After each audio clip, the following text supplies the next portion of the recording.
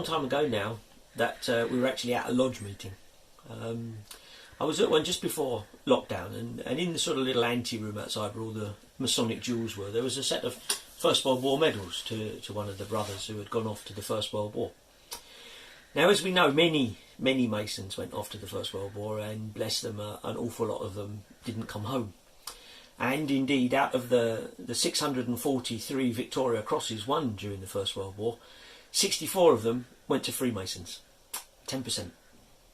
And I just thought what I could do is just show you a few of the medals that were given out for the First World War. So if you do ever come across them in a lodge, then you can at least think about them and think about the men that won them. So basically what there is there's 4 medals for the First World War. There's 2 stars and 2 round ones, and they're really given out depending on when you landed out in France. So when did your war start? So the first one is this thing here, which is called the 1914 Star.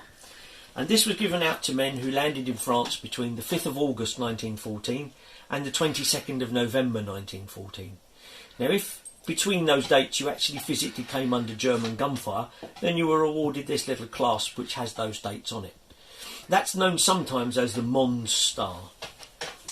The second star is this one, and this is called the 1914-15 Star, and this was given out from the 23rd of November 1914 up to the 31st of December 1915. So if you landed in France between those 2 dates, or Gallipoli, or anywhere that your war started, then you were awarded this star.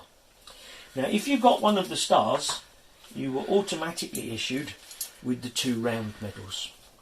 This one is called the British War Medal, covered the period 1914 to 1920, because remember that there was the Russian war after the First World War. And this one is called the Victory Medal, and that covers the period 1914 to 1919, which is actually when the surrender document was signed, not the 11th of November, but actually in June 1919. Now, as a trio, these things are usually known or referred to as Pip, Squeak and Wilfred. Now, that is a true Pip, because that is the 14 star, and a Squeak and a Wilfred. We do sometimes see this one being taken for a Pip, the 14-15 star, but that first 1914 star trio, as it's known, is the true Pip, Squeak and Wilfred. Now, if you went out to France after the 1st of January 1916, right up to the end of the war, any day, or you went out to any of the theatres, you are actually only entitled to the pair of medals, which, as we know, are Squeak and Wilfred. But actually, they weren't called that. They were called Mutt and Jeff. They distinguished between those who had fought early in the war and those who had fought later on. Some other things that you might see are these 2 things. This is the memorial plaque.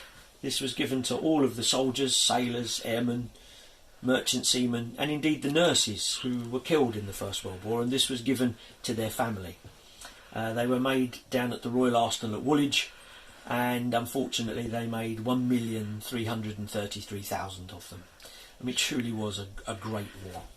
And the one thing that is very rare that came with the plaque is this thing, the memorial scroll. A very, very rare piece of paper. Well, there you go. The First World War medals that you might see around lodges. Remember, those brothers that won them, very brave lads. Thanks for listening.